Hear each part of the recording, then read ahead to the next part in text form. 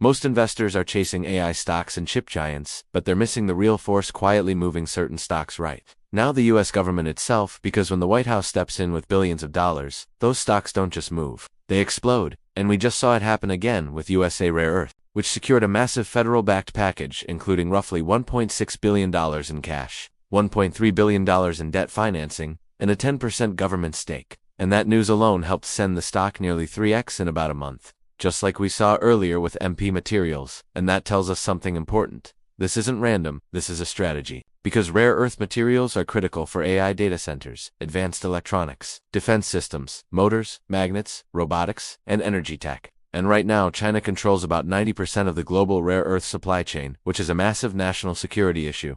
So the US is building its own domestic supply chain fast. And instead of choosing one company, they've effectively created a national champion duopoly with MP Materials and USA Rare Earth. And while some investors worried MP would lose out, the bigger picture is the government is trying to grow the entire industry so large that both companies win, especially if future projects expand into places like Greenland, which is believed to hold massive untapped rare earth resources, potentially feeding us magnet manufacturing for years. But rare earths are just part of the playbook. The White House is signaling it wants to make multiple bets across critical tech sectors. And that brings us to the first stock that could be next, ticker GFS. Because while Intel focuses on cutting-edge AI chips, GlobalFoundries makes the so-called boring chips that are actually mission-critical, the chips used in defense systems, aerospace, cybersecurity, industrial equipment, and infrastructure. And with proposals to dramatically increase U.S. defense spending, these chips become strategically vital, and GFS already has deep ties with defense contractors, making it a logical second bet if the government wants redundancy in domestic chip manufacturing. And in this momentum-driven market, stocks making new highs often continue higher when powerful tailwinds like national security and manufacturing reshoring are behind them. Then there's the energy side of the AI boom. Because AI doesn't run on hype, it runs on electricity, and data centers are putting huge strain on the power grid, which is why nuclear energy is coming back into focus, and that leads to Oklo, ticker Oklo, a startup developing small modular nuclear reactors.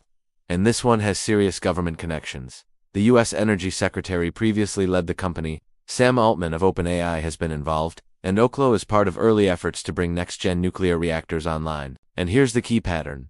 Just like MP and USA Rare Earth were early-stage companies that needed funding to scale, Oklo is in that same phase, where a major federal investment could remove huge financial risk and accelerate growth dramatically, especially with the government cutting red tape around nuclear energy to meet future power demands. Finally, we have Energy Fuels, ticker UUUU, which sits right at the intersection of uranium and rare earth processing. And this is where speed becomes critical, because Energy Fuels operates the White Mesa Mill in Utah, currently the only active conventional uranium and rare earth processing facility in the U.S., meaning if the government wants to fast-track domestic production, instead of waiting until 2028 for other facilities, this company becomes strategically valuable overnight. And they've also expanded globally through acquisitions to strengthen their min-to-metal capabilities, covering both mining and processing, a crucial step since extracting rare earths is only half the battle. Turning them into usable materials is the real bottleneck, and despite already being up sharply, its market cap is still small relative to the trillion-dollar scale of industries tied to AI energy and defense infrastructure. The bigger story here isn't just about individual stocks, it's about a new era where the government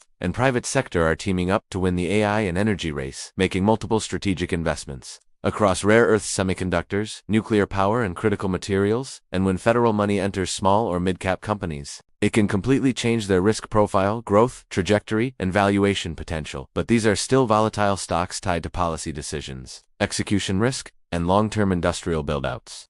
So while the upside could be significant, investors need to understand the risks as well. And as always, this discussion is for educational purposes only and not financial advice. So make sure to do your own research before investing.